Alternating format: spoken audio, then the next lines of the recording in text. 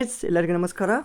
ಇವತ್ತಿನ ಈ ಒಂದು ವಿಡಿಯೋದಲ್ಲಿ ಲ್ಯಾಂಡ್ ಸರ್ವೇರ್ ಈ ಒಂದು ಸ್ಪರ್ಧಾತ್ಮಕ ಪರೀಕ್ಷೆಯಲ್ಲಿ ಅತಿ ಮುಖ್ಯವಾದಂಥ ಒಂದು ಪೇಪರ್ 2 ಅಲ್ಲಿ ಬರುವ ಭೂಗೋಳ ಈ ಒಂದು ವಿಷಯದಲ್ಲಿನ ಚಾಪ್ಟರ್ 4 ಆದಂಥ ಭೂಮಿಯ ಒಳರಚನೆಯ ಬಗ್ಗೆ ನಾವಿಲ್ಲಿ ಅಧ್ಯಯನ ಮಾಡುವ.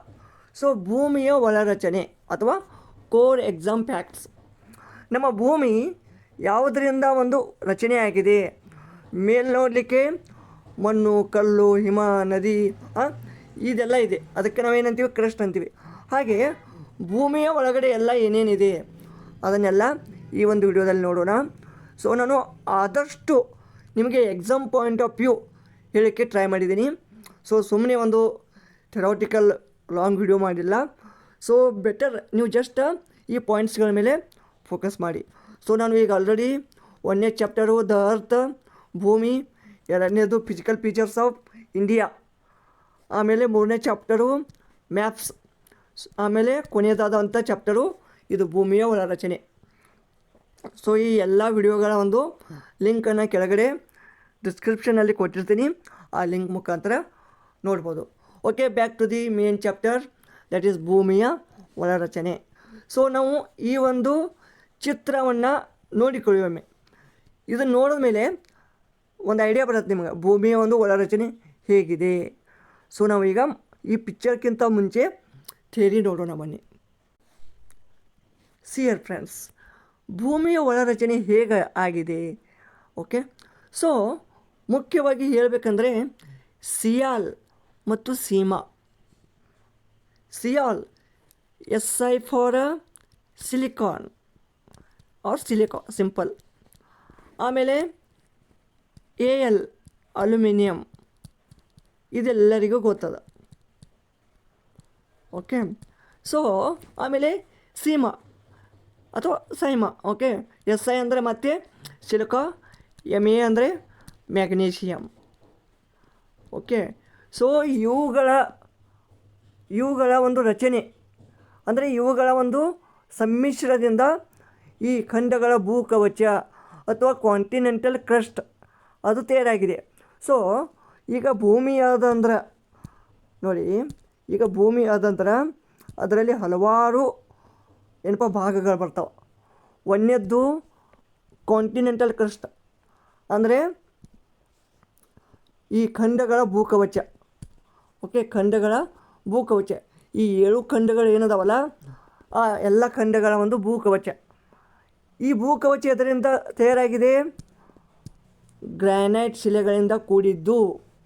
ಸಿಯಾಲ್ ಪ್ರಮುಖವಾಗಿದೆ. ನಾಳೆ ಕೇಳ್ತಾರೆ ಕ್ವಶನ್, ಇದು ಏನಪ್ಪ ಕ್ವಶನು ಏನಂತ?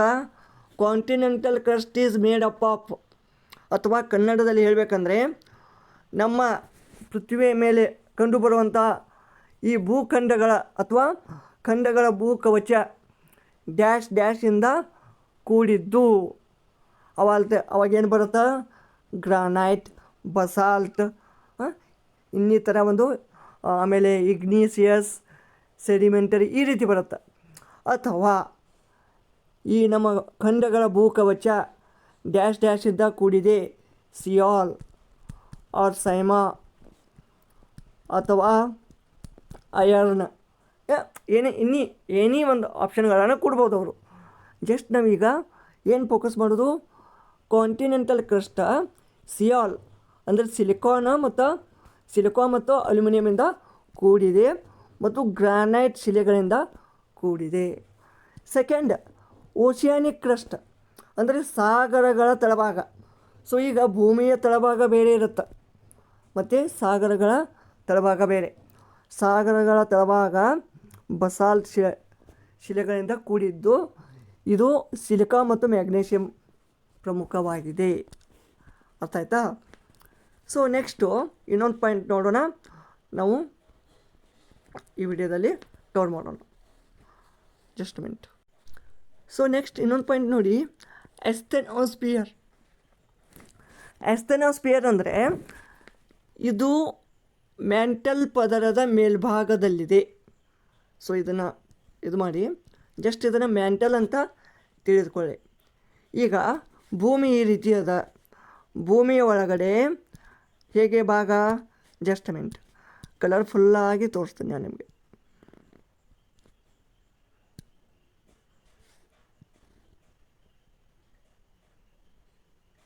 ಓಕೆ, ಸೊ ಈಗ ಇದು ಒಳಗಿಂದೆಲ್ಲ ಏನಪ್ಪ, ಇದು ಕ್ರಸ್ಟ್ ಇದೆ ಅಂತ ತಿಳ್ಕೊಳ್ಳಿ. ಮೇಲಿಂದು ಸಾರಿ, ಇದು ಮೇಲಿಂದು,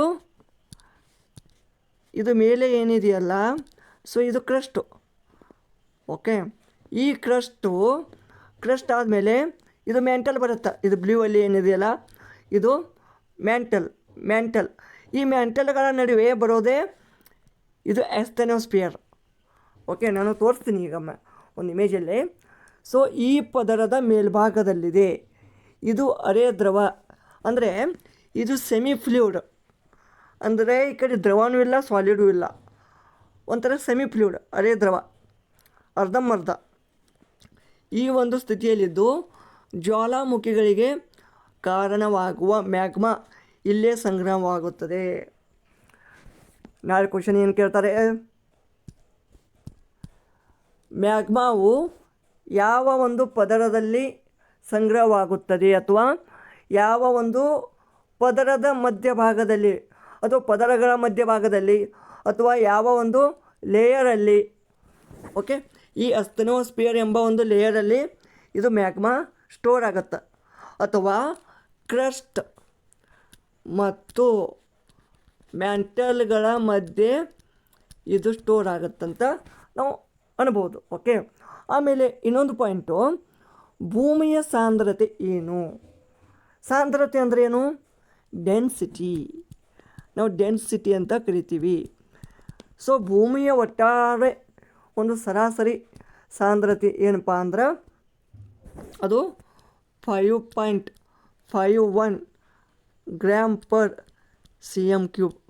ಸೊ ಇದನ್ನು ನೆನ್ಪಿಟ್ಕೊಳ್ಳಿ, ಗ್ಯಾರಂಟಿ ಕೇಳ್ತಾರೆ ಭೂಮಿಯ ಸಾಂದ್ರತೆ ಎಷ್ಟು, ಆವಾಗ ಇಷ್ಟೇ ಕೊಡ್ತಾರೆ 5.51 ಗ್ರಾಮ್ ಪರ್ cm³, ಆಮೇಲೆ ಮಿಲಿಗ್ರಾಮ್ ಪರ್ cm³ ಅಥವಾ ಗ್ರಾಮ್ ಪರ್ mm³, ಅಥವಾ ನೆಕ್ಸ್ಟ್ ಕಿಲೋಗ್ರಾಮ್ ಪರ್ cm³, ಈ ರೀತಿ.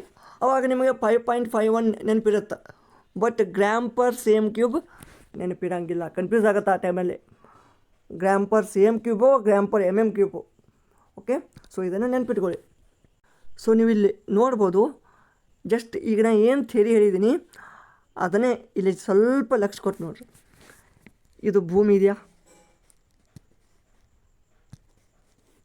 ಓಕೆ, ಇದು ಭೂಮಿ ನಿಮ್ಮದೆಲ್ಲ ಟೋಟಲ್ ಇದೆಲ್ಲ ಗೊತ್ತದ ನಿಮ್ಗೆ. ಓಕೆ, ನೆಕ್ಸ್ಟ್ ಇಲ್ಲಿ ಮೇಲಿಂದು ಇದೆಲ್ಲ ಏನದ, ಇದೆಲ್ಲ ಕ್ರಸ್ಟ್, ಮೇಲಿಂದ ಕ್ರಸ್ಟ್ ಅಂದರೆ ಏನು? ಈಗ ನಾವು ಏನು ಒಂದು ಭೂಮಿ ಅಂದ್ರೆ ನಾವು ಬಿಲ್ಡಿಂಗ್ ಕಟ್ತೀವಿ, ಮಣ್ಣು ಕಲ್ಲು ಬಾವಿ ಇವೆಲ್ಲ ಏನದವ ಎಲ್ಲ ಕ್ರಸ್ಟಲ್ಲಿನೇ ಆಗ್ತದೆ. ಈಗ ನಿಮ್ಮ ಬಾವಿ, ಕೊಳವೆ ಬಾವಿ ಇವೆಲ್ಲ ಎಲ್ಲಿ ಕ್ರಸ್ಟಲ್ಲಿನೇ ಆಗ್ತವೆ. ಓಕೆ, ಅಂದರೆ ಭೂಕವಚ ಇದು. ಸೊ ಈ ಭೂಮಿಯನ್ನು ಒಂದು ಈ ರೀತಿ ಕಟ್ ಮಾಡಿದಾಗ, ಇಷ್ಟು ಒಂದು ಪೀಸ್ ತೆಗೆದಾಗ ಭೂಮಿಲಿ ಒಳಗೆ ಹೆಂಗೆ ಕಾಣ್ತದ ಅನ್ನೋದು ಕಾಣಿಸ್ತದೆ ನಮಗಿಲ್ಲಿ. ಓಕೆ, ಸೊ ಇಲ್ಲಿ ಮೇಲೆ ಕ್ರಸ್ಟ್ ಆದಮೇಲೆ ಇದು ಮ್ಯಾಂಟಲ್ ಬರುತ್ತೆ. ಓಕೆ, ಇಲ್ಲಿ ನಡುವೆನೇ ಏನು ಬರುತ್ತೆ ನಮ್ಗೆ, ಸಾರಿ, ಇದು ಮೇಲೆ ಕ್ರಸ್ಟ್ ಆದಮೇಲೆ ಇಲ್ಲಿ ನಡುವು ಆಸ್ತನೋಸ್ಫಿಯರ್ ಬರುತ್ತೆ. ಇಲ್ಲಿ ಆಸ್ತನೋಸ್ಫಿಯರ್ ಅಂದರೆ ಇಲ್ಲಿ ಜ್ವಾಲಾಮುಖಿಗಳ ಒಂದು, ಅಂದರೆ ಆ ಜ್ವಾಲಾಮುಖಿಗಳು ತಯಾರಾಗಲಿಕ್ಕೆ ಮ್ಯಾಗ್ಮಾ ಅಂದರೆ ಶಿಲಾಪಾಕ ಇಲ್ಲಿ ಸ್ಟೋರ್ ಆಗುತ್ತೆ. ಆಮೇಲೆ ಇಲ್ಲಿ ಮ್ಯಾಂಟಲ್ ಬರುತ್ತೆ. ನೆಕ್ಸ್ಟ್ 2ನೇ ಸ್ಟೆಪ್ಪು. 3ನೇ step core, just core. Mainly 3 types, ಒಂದು ಕ್ರಸ್ಟು, ಆಮೇಲೆ ಒಂದು ಮ್ಯಾಂಟಲ್ಲು, ಆಮೇಲೆ ಮತ್ತೊಂದು ಕೋರು. ಅದರಲ್ಲಿನೇ ಕೋರಲ್ಲಿನೇ 2, ಒಂದು ಔಟರ್ ಕೋರ, ಒಂದು ಇನ್ನರ್ ಕೋರ. ಓಕೆ, ಸೊ ಇಲ್ಲಿ ಮ್ಯಾಂಟಲ್ ಇದು ಕೂಡ ದ್ರವ ರೂಪದಲ್ಲಿ ಇರ್ತದೆ. ಇಲ್ಲಿ ಟೆಂಪ್ರೇಚರ್ ತುಂಬ ಇರುತ್ತೆ. ಔಟರ್ ಕೋರ ಮತ್ತು ಇಲ್ಲಿ ಇನ್ನರ್ ಕೋರ್ ಇದೇನಿರುತ್ತೆ ಇದು ಫುಲ್ಲಿ ಸಾಲಿಡ್ ಇರುತ್ತೆ. ಇದು ಕೇಂದ್ರ ಭಾಗ. ಓಕೆ, ಜಸ್ಟ್ ಇಲ್ಲಿ ನೋಡಿ ಆಸ್ತನೋಸ್ಫಿಯರ್ ಅಂತ ಇದೆ ನೋಡಿ, ಇಲ್ಲಿ ಇದು ಅರೆ ದ್ರವ ಸ್ಥಿತಿ. ಓಕೆ, ಆಮೇಲೆ ಸಿಯಾಲ ಸೀಮಾ ಇಲ್ಲೆಲ್ಲ ಇದೇನಪ್ಪ, ಇದು ಸಿಲಿಕಾನ್, ಅಲ್ಯೂಮಿನಿಯಂ ಮತ್ತು ಮ್ಯಾಗ್ನೀಷಿಯಮಿಂದ ಭೂಕವಚ ತಯಾರಾಗಿದೆ. ಓಕೆ, ನೆಕ್ಸ್ಟ್ ಅರ್ತ್ ಡೆನ್ಸಿಟಿ ಎಷ್ಟು? 5.51 gram per cm3. Okay, next point. Next ನೋಡಿ, ಭೂಮಿಯ ಈ ಒಂದು ಡಿಸ್ಕಂಟಿನ್ಯೂಟೀಸ್, ಅಸಂತತಿಗಳು ಅಂತ ಕರಿತೀವಿ. ಇವು ಪರೀಕ್ಷೆಗೆ ಅತಿ ಪ್ರಮುಖವಾದಂಥವು. ಅತಿ ಅತಿ ಅತಿ ಪ್ರಮುಖ. ಯಾಕೆ? ಈಗ ನಾನು ತೋರಿಸ್ದೆ ನಿಮಗೆ ಇಲ್ಲಿ. ಓಕೆ, ಸೊ ಇಲ್ಲಿ ಇದೆಲ್ಲ ತೋರಿಸ್ದೆ. ಬಟ್ ಇವುಗಳ ನಡುವೆ ಮತ್ತೊಂದು ಲೇಯರ್ ಅದಾವ. ಇವೆಲ್ಲ ಲೇಯರ್ಸ್ ಅದಾವೆ ಇಲ್ಲಿ. ಮತ್ತೆ ಈ ಲೇಯರ್ಗಳಿಗೆ ನಾವು ಏನೇನು ಅಂತೀವಿ? ಕ್ರಸ್ಟ್ ಮತ್ತು ಮ್ಯಾಂಟಲ್ ನಡುವೆ ಇದು ಅಸ್ತನೋಸ್ಫಿಯರ್ ಅಂತ ಅಂತೀವಿ. ಬಟ್ ಸೈಂಟಿಫಿಕಲಿ ಈ ಒಂದು ಭೂಗೋಳಶಾಸ್ತ್ರಜ್ಞರು ಏನು ಮಾಡಿದ್ದಾರೆ? ಸೊ ಈ ಕವಚಗಳ ನಡುವೆ, ಅಂದರೆ ಅಪ್ಪರ್ ಕ್ರಸ್ಟ್ ಮತ್ತು ಲೋವರ್ ಕ್ರಸ್ಟ್ ನಡು Conrad layer. Okay, next Mohorovicic. ಇದು ಏನಂತೀವಿ? ಮೊರೊವಿಕ್. ಇದು ಭೂಕವಚ ಮತ್ತು ಮ್ಯಾಂಟಲ್ ನಡು. It's between crust and mantle. Asthenosphere ಇರುತ್ತೆ, ಬಟ್ ಮೊರೊವಿಕ್. ಓಕೆ, ಆಮೇಲೆ ಗುಟೆನ್ಬರ್ಗ್ ಇದು ಎಲ್ಲಿ? ಮ್ಯಾಂಟಲ್ ಮತ್ತು ಕೋರ್ ನಡುವೆ. ಅರ್ಥ ಆಯ್ತಾ? Crust, upper crust lower crust ನಡು ಕಾನ್ರಾಡ. ಆಮೇಲೆ ಮೊರೊವಿಕ, ಇದು in between crust and mantle. ಆಮೇಲೆ ಗುಟೆನ್ಬರ್ಗ, ಮ್ಯಾಂಟಲ್ ಆ್ಯಂಡ್ ಕೋರ್. ಇವು ಪರೀಕ್ಷೆಗೆ ಅತಿ ಪ್ರಮುಖ, ನೆನಪಿರಲಿ. ಇಲ್ಲಿ ನೋಡಿ ಮೇನ್ ಪಾಯಿಂಟ್. ನಾನು ನಿಮ್ಗೆ ಈಗಾಗಲೇ ಹೇಳಿದ್ದೀನಿ, ಪರೀಕ್ಷೆಗಳಲ್ಲಿ ಪದೇ ಪದೇ ಕೇಳಲಾಗುವ ಅಥವಾ ಒಂದು ಹೊಂದಿಸಿ ಬರೀರಿ ಅಂತ ಕೊಡ್ತಾರೆ. ಓಕೆ, ಜಸ್ಟ್ ನಾನು ನಿಮಗೆ ಎಕ್ಸಾಮ್ ಪಾಯಿಂಟ್ ಆಫ್ ವ್ಯೂ ಹೇಳ್ತಾ ಇದ್ದೀನಿ. ಏನಪ್ಪ, ಟೋಟಲ್ ನಿಮಗೆಲ್ಲ ಈ ಕಡೆ ನಿಮ್ಗೆ ಥಿಯರಿ ಒಂದು ಚಾಪ್ಟರು ಕಂಪ್ಲೀಟ್ ಆಗುತ್ತೆ, ಬಟ್ ಅದು ಒಂದು ಪಾಯಿಂಟ್ ವೈಸ್ ಹೇಳ್ತಾ ಇದ್ದೀನಿ. ಓಕೆ, ಇಲ್ಲಿ ಕಾನ್ರಾಡ್ ಇದು ಏನಪ್ಪ? ಈ ಕ್ರಸ್ಟ್ ಮತ್ತು ಮ್ಯಾಂಟಲ್ ನಡು. ಇದು ಕಾನ್ರಾಡ ಮೇಲಿನ ಕವಚ ಮತ್ತು ಕೆಳಗಿನ ಕವಚ. ನೋಡಿ, ಇದು ಮೇಲಿನ ಕವಚ ಮತ್ತು ಕೆಳಗಿನ ಕವಚ. ಇಲ್ಲಿ ಕಾನ್ರಾಡ್. ಆಮೇಲೆ ಮೊರೊವಿಕ್ ಅಥವಾ ಮೋಹೋ ಅಂತ ಸಿಂಪಲ್ಲಾಗಿ ಅಂತೀವಿ. ಇದು ಕ್ರಸ್ಟು ಮತ್ತು ಇಲ್ಲಿ ಮ್ಯಾಂಟಲ್. ಈ ಎರಡೂಗಳ ನಡುವೆ ಇರೋದು ಮೊರೊವಿಕ್. ಇದು ಕಾನ್ರಾಡ್, ಇದು ಮೊರೊವಿಕ್. ಆಮೇಲೆ ಇದು ಕೋರ್ ಬರುತ್ತೆ. ಈ ಕೋರ್ ಮತ್ತು ಇದು ಮ್ಯಾಂಟಲ್ ನಡು ಇದೇನು ಬರುತ್ತಾ? ಗುಟೆನ್ಬರ್ಗ್. ಆದಷ್ಟು ಇಂಗ್ಲೀಷಲ್ಲಿ ನೆನ್ಪಿಟ್ಕೊಳ್ಳಿ ಇದನ್ನೆಲ್ಲ. Conrad, Mohorovicic, Gutenberg. ಓಕೆ, ಇದು ಮ್ಯಾಂಟಲ್ ಮತ್ತು ಕೇಂದ್ರಗೋಳದ ನಡುವೆ ಅಥವಾ ಕೋರ್ ನಡುವೆ ಕಂಡು ಬರುತ್ತಾ. ಓಕೆ, ನೆಕ್ಸ್ಟು ಶಿಲೆಗಳು ಮತ್ತು ಶೈಥಿಲ್ಯ ಅಥವಾ ಶಿಥಲೀಕರಣ. ನೋಡಿ, ಶೈಥಿಲ್ಯ, ರಾಕ್ ಸೈಕಲ್ ಆ್ಯಂಡ್ ವೆದರಿಂಗ್. ಇಲ್ಲಿ ಶಿಲೆಗಳು ಅಂದರೆ ಪ್ರಾಥಮಿಕ ಶಿಲೆಗಳಂತ ಬರ್ತಾವೆ ನಿಮಗೆ, ಪ್ರೈಮರಿ ರಾಕ್ಸ್. ಈ ಅಗ್ನಿಶಿಲೆಗೆ ನಾವು ಏನಂತ ಕರಿತೀವಿ? Igneous rocks. ಈ ಅಗ್ನಿಶಿಲೆಗಳನ್ನು ಪ್ರಾಥಮಿಕ ಶಿಲೆಗಳಂತ ಕರಿತೀವಿ. ಓಕೆ, ಏಕೆಂದರೆ ಭೂಮಿಯ ಮೇಲೆ ಮೊದಲು ಸೃಷ್ಟಿಯಾದವು ಇವೆ. ಇವುಗಳಲ್ಲಿ ಯಾವುದೇ ಪಳೆಯುಳಿಕೆಗಳು ಇರುವುದಿಲ್ಲ. ಅರ್ಥ ಆಯ್ತಾ? ಭೂಮಿಯ ಮೇಲೆ ಮೊಟ್ಟ ಮೊದಲು ಯಾವ ಶಿಲೆಗಳು ತಯಾರಾಗಿದ್ದಾವ ಅಂದ್ರೆ ಅವು ಅಗ್ನಿಶಿಲೆಗಳು. ಅಗ್ನಿಶಿಲೆ ಯಾಕಂತೀವಿ? ನಮ್ಮ ಪೃಥ್ವಿ ಮುಂಚೆ, ಈ ಪೃಥ್ವಿ ಆಗೋಕ್ಕಿಂತ ಮುಂಚೆ ಇದು ಒಂದು ಬೆಂಕಿಯ ಉಂಡೆ ಆಗಿತ್ತು. ಅಗ್ನಿಯ ಉಂಡೆ. ಅದೇ ಮುಂದೆ ಎಲ್ಲ ಲಕ್ಷಾಂತರ ವರ್ಷ ಮಳೆ ಬಿದ್ದು ಅವೆಲ್ಲ ಶಿಲೆಗಳಾಗಿದ್ದಾವ. ಸೊ ಅದಕ್ಕೆ ನಾಳೆ ಕ್ವಶನ್ ಕೇಳ್ತಾರೆ, ಯಾವ ಶಿಲೆಗಳನ್ನು ಪ್ರಾಥಮಿಕ ಶಿಲೆಗಳಂತ ಕರೆಯುತ್ತಾರೆ? ಅವು ಅಗ್ನಿಶಿಲೆಗಳು. ನೆಕ್ಸ್ಟ್ ಪಳೆಯುಳಿಕೆಗಳು ಸಿಗುವ ಶಿಲೆ. ಮತ್ತು ಪಳೆಯುಳಿಕೆಗಳು ಸ್ಟೇಟ್ಮೆಂಟಲ್ಲಿ ಕೊಡ್ತಾರೆ. ಪಳೆಯುಳಿಕೆಗಳು ಪ್ರಾಥಮಿಕ ಶಿಲೆಗಳಲ್ಲಿ ಕಂಡುಬರುತ್ತವೆ ಅಥವಾ ಕಂಡುಬರುವುದಿಲ್ಲ. ಸೊ ಅದಕ್ಕೆ ನಿಮಗೆಲ್ಲ ಇದು ಗೊತ್ತಾಗಬೇಕು. ಇದು ಫಾಸಿಲ್ ಫ್ಯೂಲ್ಸ್. ಫಾಸಿಲ್ಸ ಎಲ್ಲಿ ಸಿಗ್ತಾವ? ಪದರು ಶಿಲೆಗಳಲ್ಲಿ. ಪದರು ಶಿಲೆಗಳಂದ್ರೆ ಸೆಡಿಮೆಂಟರಿ ರಾಕ್ಸ್, ಇಲ್ಲಿ ಮಾತ್ರ ಸಿಗ್ತಾವ. ಇಲ್ಲಿಂದಲೇ ನಾವು ಪೆಟ್ರೋಲಿಯಂ ಖನಿಜ ತೈಲವನ್ನು ಪಡೆಯುತ್ತೀವಿ. ಓಕೆನಾ? ಅದೇ ರೀತಿ ಇನ್ನೊಂದು ರೂಪಾಂತರ ಶಿಲೆಗಳು. ರೂಪಾಂತರ ಶಿಲೆ ಉದಾಹರಣೆಗಳು ಗ್ರಾನೈಟ್. ಗ್ರಾನೈಟ್ ನೈಸ್ ಆಗಿ ಬದಲಾಗ್ತದೆ.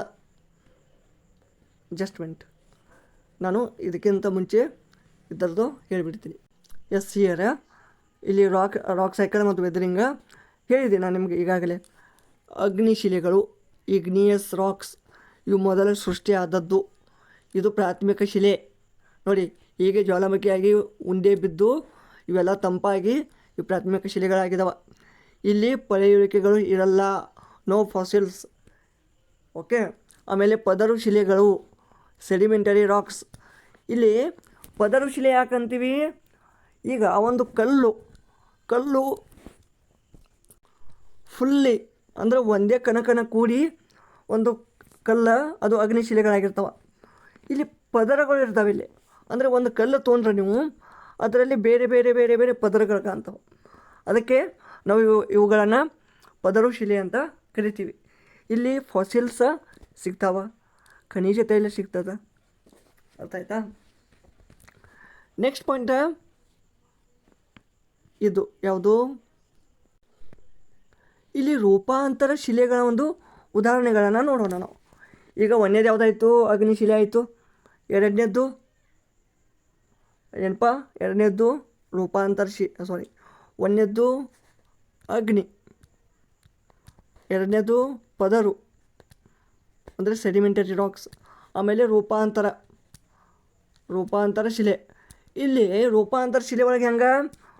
ಒಂದು ಕಲ್ಲು ಅಥವಾ ಒಂದು ಪದಾರ್ಥ ಮತ್ತೊಂದು ಪದಾರ್ಥ ಆಗಿ ಕನ್ವರ್ಟ್ ಆಗ್ತದೆ.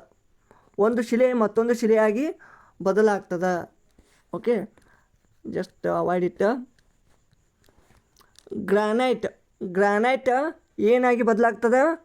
ನೈಸ್. ಆಮೇಲೆ ಬಸಾಲ್ಟ್, ಶಿಸ್ಟ್. ಸುಣ್ಣದ ಕಲ್ಲು ಅಂದರೆ ಲೈಮ್ ಸ್ಟೋನ್, ಇದು ಅಮೃತ ಶಿಲೆಯಾಗಿ ಬದಲಾಗ್ತದೆ. ಆಮೇಲೆ ಕಲ್ಲಿದ್ದಲು, ಕೋಲ್, ಇದು ಡೈಮಂಡ್ ಅಥವಾ ಗ್ರಾಫೈಟ್. ಇದು ಡೈಮಂಡ್ ಅನ್ನೋದು ಏನಪ್ಪ? ಇದು ಕಾರ್ಬನ್ದ it's a form of carbon. Diamond ಅಂದರೆ ಏನು? ಡೈಮಂಡಲ್ಲಿರೋದೇ ಕಾರ್ಬನ್ನು. ಗ್ರಾಫೈಟ್ ಕೂಡ ಕಾರ್ಬನ್ನಿಂದನೇ ತಯಾರಾಗಿರೋದು. ಈಗ ನಾಳೆ ಕೇಳ್ತಾರೆ ನಿಮಗೆ ಏನಂತ?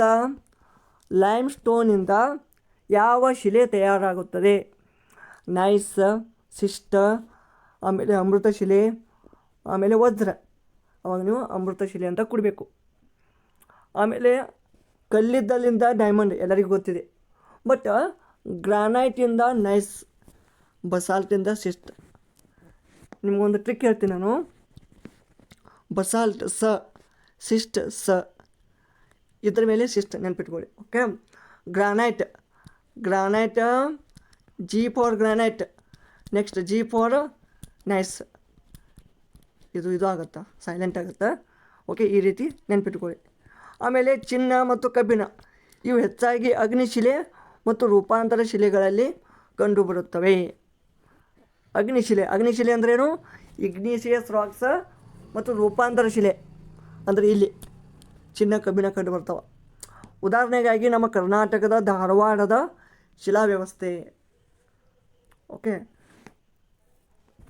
ಇಲ್ಲಿ ನೋಡಿ, ಇಮೇಜ್ ರೂಪದಲ್ಲಿ ನೋಡೋಣ. So see here better you got this point. ಇಲ್ಲಿ ಡೈರೆಕ್ಟ್ ಪ್ರಶ್ನೆ ಬರ್ತಾವೆ. ಕಲ್ಲಿದ್ದಲಿಂದ ವಜ್ರ.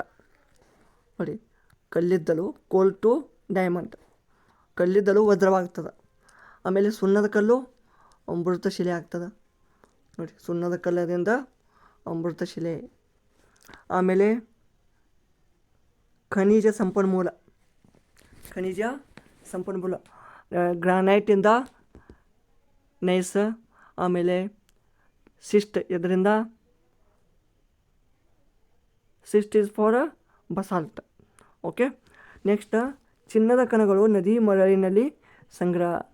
ನೀವು ಇನ್ಸ್ಟಾಗ್ರಾಮಲ್ಲಿ ಎತ್ತು ನೋಡ್ತಿರ್ಬೋದು ಅಥವಾ ಒಂದು ಯೂಟ್ಯೂಬಲ್ಲಿ ನದಿಯ ಒಂದು ದಡದಲ್ಲಿ ಕೆಲವೊಂದಿಷ್ಟು ಮಣ್ಣನ್ನು ಈ ರೀತಿ ಮಾಡ್ತಾರೆ. ಅಂದರೆ ಅಲ್ಲಿ ಚಿನ್ನದ ಕಣಗಳು ಕಂಡು ಬರ್ತಾವ. ಓಕೆ, ನೆಕ್ಸ್ಟ್ ಭೂಕಂಪನ ತರಂಗಗಳು, ದ ಅಲ್ಟಿಮೇಟ್ ವೇವ್ ಚಾರ್ಟ್.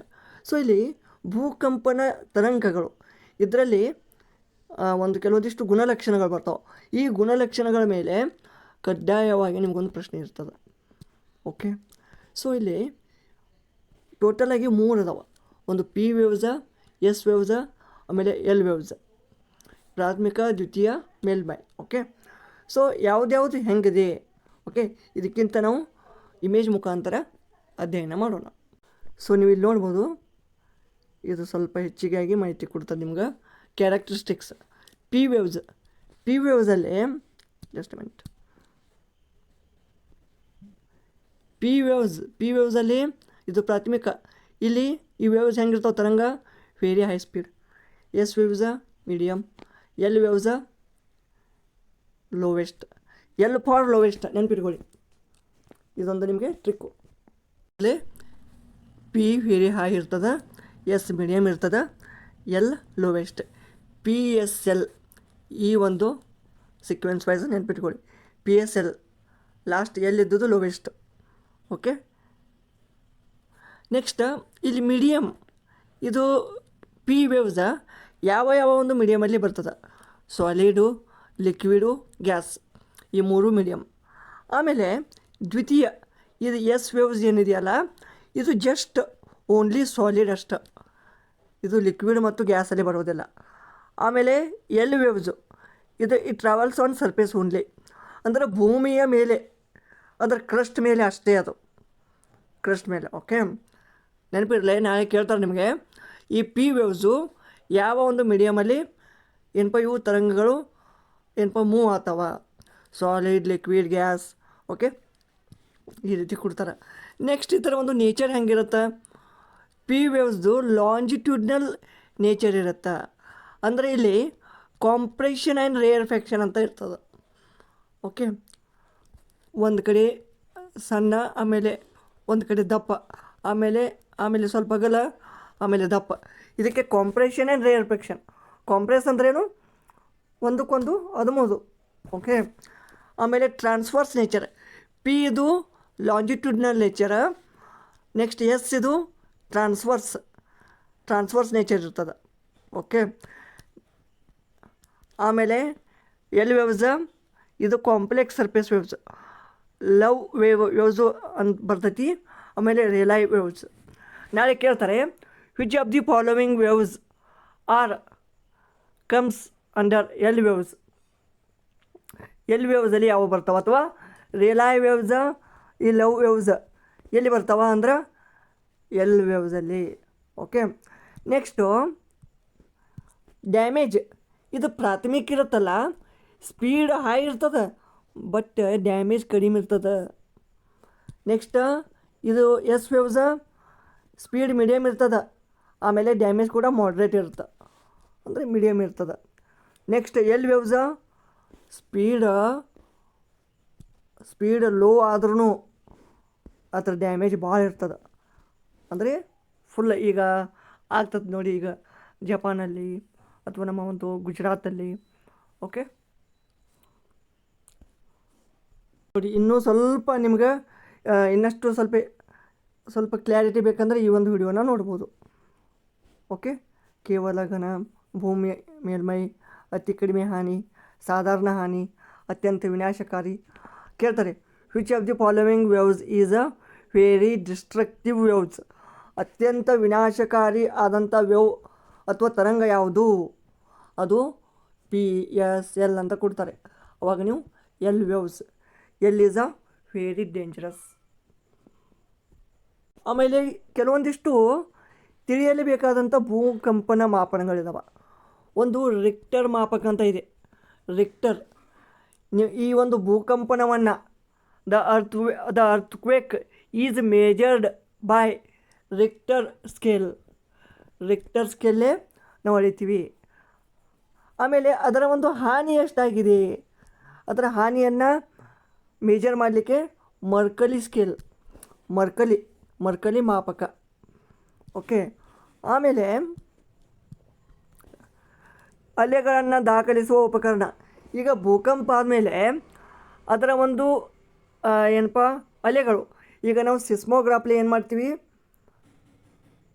ಸಿಸ್ಮೋಗ್ರಾಫ್ಲಿ ಈ ಒಂದು ಅಲೆಗಳು ನೋಡಿ ಈ ರೀತಿ ಇವೇನು transverse waves, love waves, Rayleigh waves ಇವೇನು ಬರ್ತಾವಲ್ಲ, ಈ ವೇವ್ಸ್ಗಳನ್ನು ಸಿಸ್ಮೋಗ್ರಾಫ ಈ ಒಂದು ಭೂಕಂಪನದ ಅಲೆಗಳನ್ನು ದಾಖಲಿಸುವ ಉಪಕರಣ.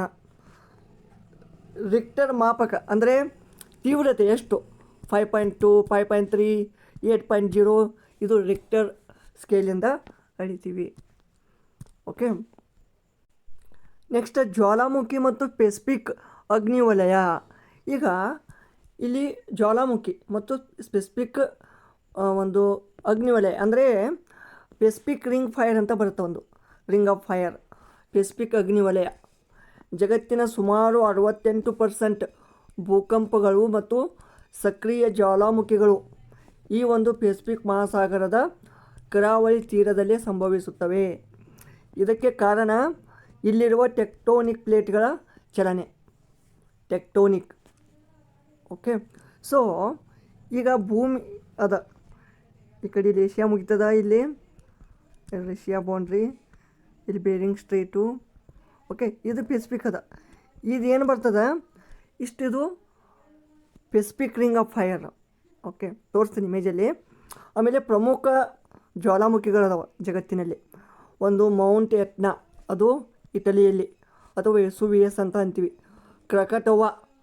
ಕ್ರಕಟೋವಾ ಇದು Indonesia. Mount Fujiyama Japan.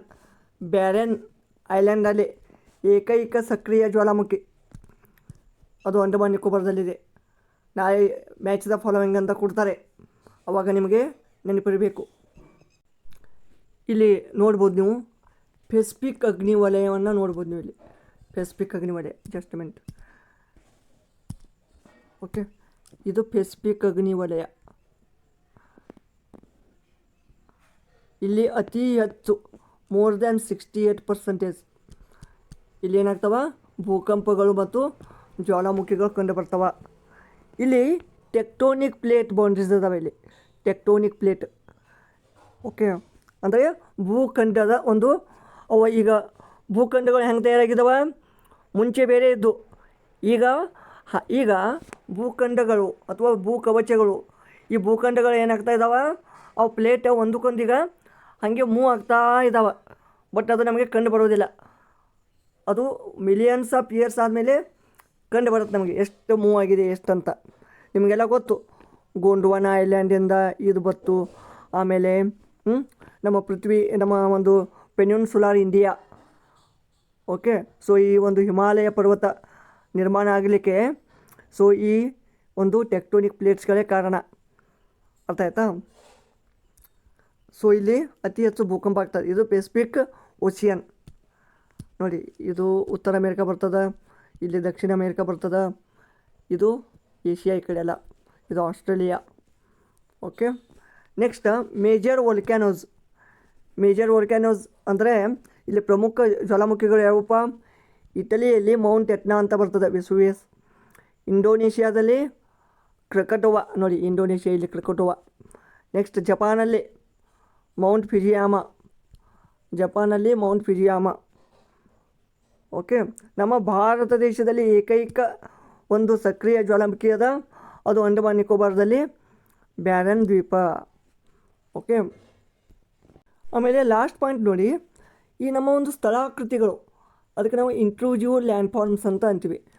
Magma ಭೂಮಿಯ ಒಳಗೆ ತಂಪಾಗಿ ಸೃಷ್ಟಿಸುವ ಆಕಾರಗಳು ನೋಡಿ, ಭೂಮಿಯ ಒಳಗೆ ಸೃಷ್ಟಿಸುವ ಆಕಾರಗಳು ಯಾವ್ಯಾವು?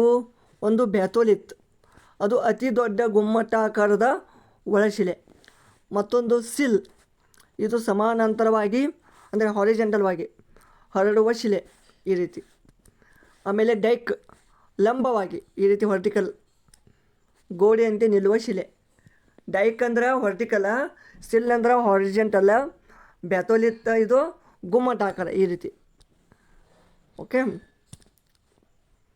share friends. For better clarity, you refer this image. Intrusive landforms, earth internal magma rock formation. ನೋಡಿ ಇದು ಎಲ್ಲ ಭೂಮಿಯ ಮೇಲ್ಮೈ. ಓಕೆ, ಈ ಕ್ರಸ್ಟ್ ಆದಮೇಲೆ ಇಲ್ಲಿ ಕೆಳಗಡೆ ಮ್ಯಾಗ್ಮಾ ಬರುತ್ತೆ ಎಸ್ತನೋಸ್ಪಿಯರ್ದಲ್ಲಿ. ಓಕೆ, ಸೊ ಇಲ್ಲಿ ಸಿಲ್ ಇದು ಏನಪ್ಪ, ಸಮಾನಾಂತರವಾಗಿ ಹರಡುವ ಶಿಲೆ, ಈ ರೀತಿ ಓಕೆ, ಸಮಾನಾಂತರವಾಗಿ. ಆಮೇಲೆ ಬ್ಯಾಥೋಲಿತ್ ಅಂದರೆ ಗುಮ್ಮಟಾಕಾರ, ಈ ರೀತಿ ಹಿಂಗೆ, ಈ ಗುಮ್ಮಟಾಕಾರದಲ್ಲಿ. ಆಮೇಲೆ ಡೈಕ್ ಲಂಬವಾಗಿ, ಈ ರೀತಿ ನೋಡಿ, ಅಂದರೆ ಗೋಡೆಯಂತೆ ನಿಲ್ಲುವ ಶಿಲೆ. ಇವೆಲ್ಲ ಏನಪ್ಪ, ಸ್ಥಳಾಕೃತಿಗಳು. ಅಂದರೆ ಈ ಮ್ಯಾಗ್ಮಾ ತಂಪಾಗಿ ಭೂಮಿ ಒಳಗಡೆ ಯಾವ ರೀತಿ ಒಂದು ಲ್ಯಾಂಡ್ ಫಾರ್ಮ್ ಮಾಡ್ತದೆ, ಒಂದು ಆಕೃತಿಯನ್ನು ಮಾಡ್ತದೆ ಅಂತ ಈ ಒಂದು ಫೋಟೋ ಮೂಲಕ ನೀವು ನೋಡ್ಬೋದಾಗಿದೆ. ಫ್ರೆಂಡ್ಸ್, ಇದಿಷ್ಟು ಈ ಒಂದು ಚಾಪ್ಟರಿನ ಒಂದು ಲಾಸ್ಟ್ ಪಾಯಿಂಟ್ ಆಗಿತ್ತು. ಸೊ ಈಗ ಆಲ್ರೆಡಿ 1, 2, 3, 4 4 ಚಾಪ್ಟರ್ಗಳನ್ನು ನಾನು ಕಂಪ್ಲೀಟ್ ಮಾಡಿದ್ದೀನಿ. ಸೊ ಆಲ್ಮೋಸ್ಟ್ ಆಲ್ ಇದು ಜಿಯೋಗ್ರಫಿ ಕಂಪ್ಲೀಟ್ ಆಗಿದೆ. ನಾನು ಹೇಳ್ತೀನಿ, ಇದರಲ್ಲಿ 10% ಕ್ವಶನ್ಗಳದಾವಲ್ಲ, 10%. ಪೇಪರ್ 2 ಅಲ್ಲಿ 10% ಅದಾವೆ. 10% ಅಂದರೆ 10 ಕ್ವಶನ್ಗಳು ಬಂದೇ ಬರ್ತಾವೆ. Okay, out of 100. ಈ ನಾನು ಮಾಡಿದ ಒಂದು ಏನಪ್ಪ, ಈ ನೋಟ್ಸಲ್ಲಿ ಅಥವಾ ಈ ಒಂದು ವಿಡಿಯೋದಲ್ಲಿ ಮಿನಿಮಮ್ ಅಟ್ಲೀಸ್ಟ್ ನಾವು ಔಟ್ 10 ಅಂತ ಏನು ಕೊಡೋದಿಲ್ಲ.